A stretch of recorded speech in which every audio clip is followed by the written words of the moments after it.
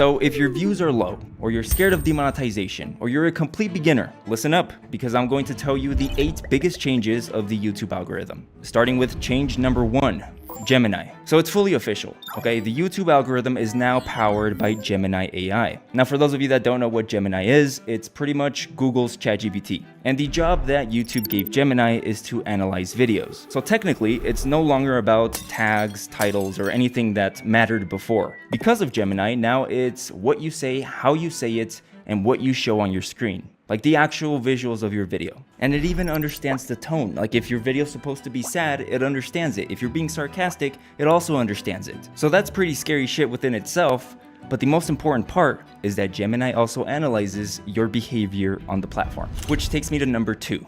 Trust score. This has got to be one of the biggest changes that I've ever seen on YouTube. So this is the easiest way to explain trust score. You want to prove to the algorithm / Gemini that you're a human. You know, with all of these new AI tools that create videos for you in the click of a button and all of these content farms, YouTube is now more strict than ever when it comes to like your profile, right? Your Google profile, what you do. So now it doesn't even matter how many views your YouTube channel gets. It doesn't matter how many subscribers you have. If Gemini doesn't think you're human, it's going to 360 no-scope your channel, as in termination or demonetization. And this change was done about 2 weeks ago, which is why you've heard so much news of people getting their channels taken away. But I think I found a solution to this, which takes me to number 3, the age of the email and the age of the YouTube channel. If you're a beginner or you're starting from scratch again, my advice to you is to start posting on a YouTube channel that was created over 5 months ago. The older the YouTube channel is, the better. Just use your personal email. You know, that email that you watch videos on, the one where you're subscribed to your favorite YouTubers. If you have any Google subscriptions like Google One, Google Workspace, YouTube Premium, you know, any of those subscriptions, the better it is. I mean, just look at it from the other side. Just imagine you're YouTube and you see a brand new email and YouTube channel get created. Within an hour, they start posting videos. Not only that, but they start posting once or twice every single day. They don't use that YouTube account for anything else. They don't use that Google account for anything else. There is no track record. There is no history. It's just an account that's very active. In the eyes of YouTube and Google, that's sort of suspicious.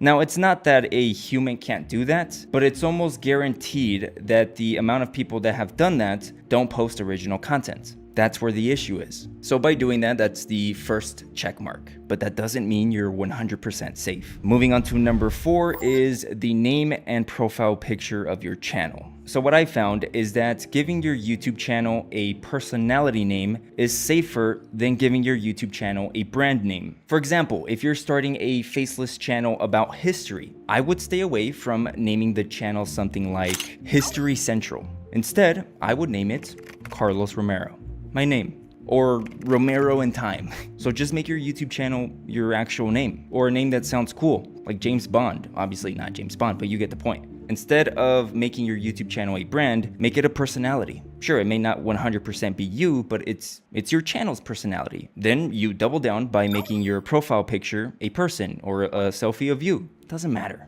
Because regardless of how careful you are, YouTube treats brands and personalities very different. It doesn't matter if you were going to post the same exact shit, because brand named YouTube channels have a higher percentage of getting demonetized for reuse content. But that's not it. Moving on to number 5, that is social media links.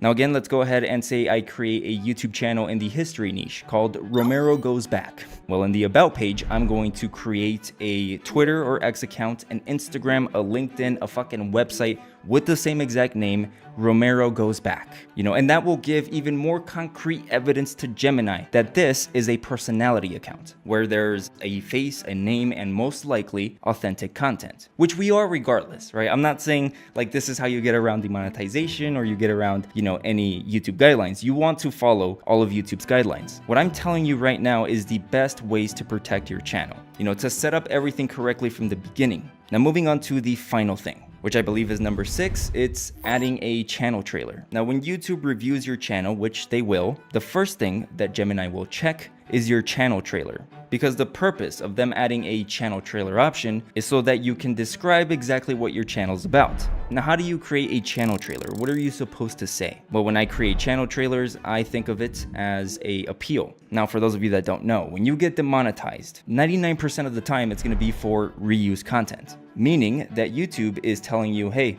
I can't tell if this is authentic content. I can't monetize this because I'm not sure. Now, when you get demonetized, you have the option to appeal. And to appeal, you need to make a video that is no longer than 5 minutes. And in the video, you have to plead your case. You have to explain to YouTube how you create your scripts, your titles, ideation, the editing. You got to show them the behind the scenes pretty much. And usually if you do everything correctly, you win these, right? Of course, saying you make authentic content. If you don't make authentic content, you're cooked. So it's just more convenient to add a channel trailer.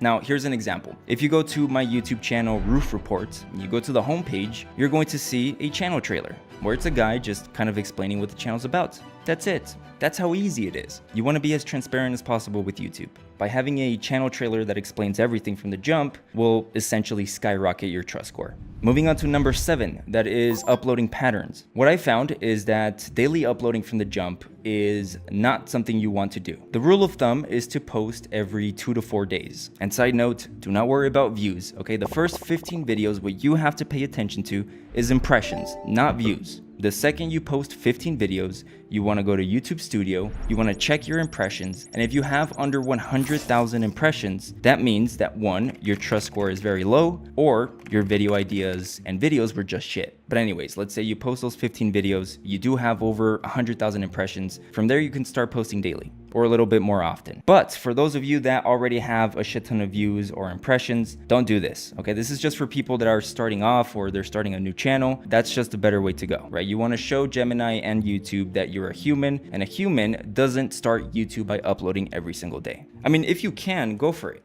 I mean, shit, what do I know? Now, moving on to number 8, which is descriptions. For the description of your videos, you now have to add a lot of knowledge, a lot of information, a lot of educational value. You know, instead of dropping 5 paragraphs or a shit ton of tags, just tell Gemini straight up what your video is about. Go on Google, do research on the topic that you made a video about, and put a paragraph on there. For example, if I made a video about World War II, about a specific battle, I would ask Claude, hey, give me a recap of this specific battle and what happened. Get about 5 or 6 sentences and boom, pop it in your description. That's it. Because it seems like Gemini is now rewarding educational contents. Now, the last thing I want to talk about, MCNs. If you don't know what MCNs are, think of it like record labels. There's only a handful of MCNs out there that work with creators. Typically, they ask for a percentage of your channel's revenue. And essentially, joining an MCN will increase your trust score times 1,000. I mean, you really wouldn't have to do much of what I said in this video because you're in an MCN. There's only a limited amount of MCNs and they have a very strong relationship with YouTube, right? They're essentially a network of YouTube. So by partnering with them, the algorithm instantly says, we can trust this channel. And I mean, if you go into some of these MCNs websites, they tell you that, hey, we will give you more exposure in your videos. Not only that, but you have direct contact with YouTube because to be an MCN, you need to have crazy connections in YouTube. Now, here's the catch with MCNs. They won't accept every YouTube channel. It depends what your content is. And that's because they have a 10-strike system. If they decide to partner with you, and for some reason your YouTube channel gets terminated, they get a strike. Again, they only have 10. If they accept a bunch of YouTube channels that get terminated or get strikes, and they reach that limit of 10, they lose the MCN. They lose access to the network, and that's the worst possible thing that could happen to them.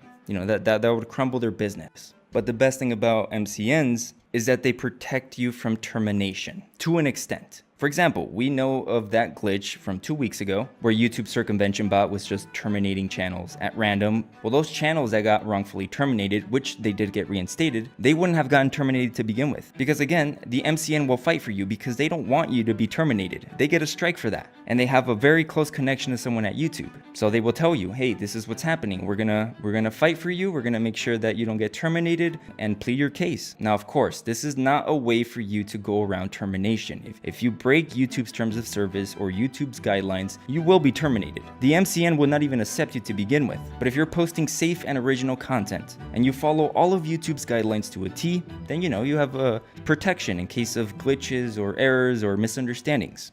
Now, I can't really give you advice as to what MCN to join. You're gonna have to do your own research on that. If you are an owner of an MCN out there, hit me up.